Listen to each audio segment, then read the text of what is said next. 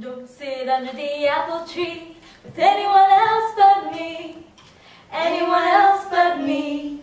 Anyone else but me.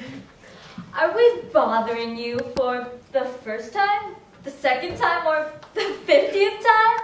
Well, hello. Hello again, and hello some more. You've gotten to know us a little better, and we've gotten to know you a lot better. So much better that we put together this little booklet for all you kidders out there. Some food for thought.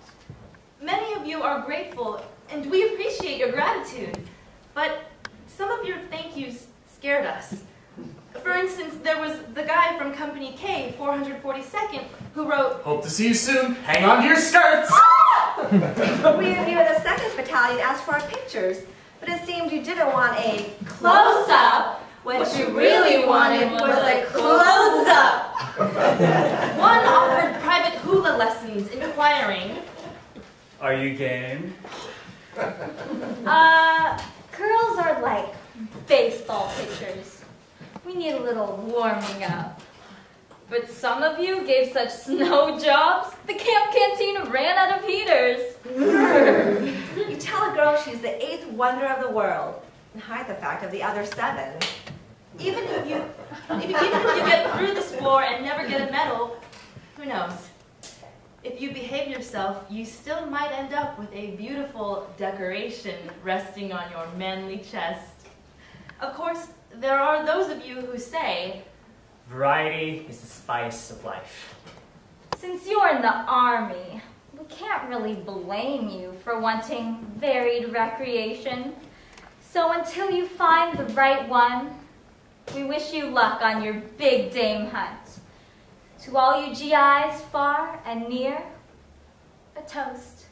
To variety and the spice of life. To the land you love and the love you land. Okay, let's change the subject. We know there are 2 things in a GI that war can't demolish. His sense of love and his sense of humor. One Purple Hearter who lost his left arm wrote, "I can still hug her with my right." "Aww, our hats are off to you, boys, but just our hats." Dear Ginger, 2 weeks now and France fought through one of the worst sections. In rain, in mud, in cold and snows, in Germans. We were fighting in the woods. The Jerrys threw more and bigger explosives, so every shell would hit the trees. When they exploded, the burst timbers rained down on us like a shower. And it was and is the worst barrage a soldier could get under. All Fel could do was hug the ground and hope and pray. It started snowing here about a week ago. It reminded me of the winters in Idaho. You mentioned your younger brother was thinking of joining up. Tell him from me, don't do it. You wait for the army to call you. I'm sure he won't regret it. Tell him to just forget the army.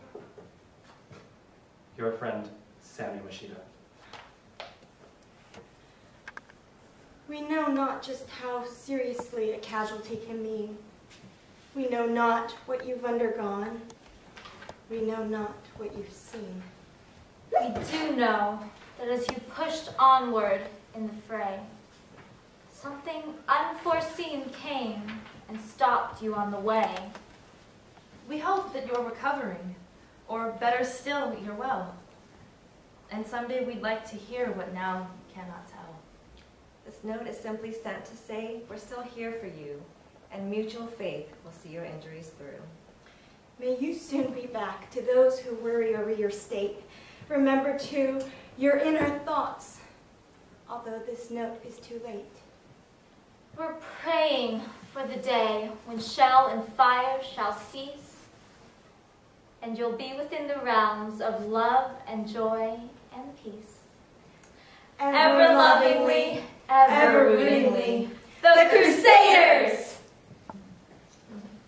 Dear Crusaders, I feel a little guilty of lying here in the comparative safety and comfort of this hospital while out there on the front my friends and buddies are sacrificing their lives. I only hope they didn't die in vain. So the Crusaders were young girls. There were also men, like Chaplain George Aki before he volunteered for the service. He was the first stateside Japanese-American chaplain to sign up. I remember this one letter he wrote. Dear Crusaders, Chaplain Aki here. You've been a big factor in bringing people in the camps and shoulders closer together. That's a great historic achievement. Truthfully, my own work here at Camp Shelby feels less successful. The problems I face are tremendous in scope and in numbers. But I've been forced to grip the reality by the horns and try to deal with it practically and constructively. In doing so, I feel as if I'm coming out of my childhood. Mary, here's a letter I received from a good but troubled soldier. He gives you permission to print it in your Pacific Citizen column.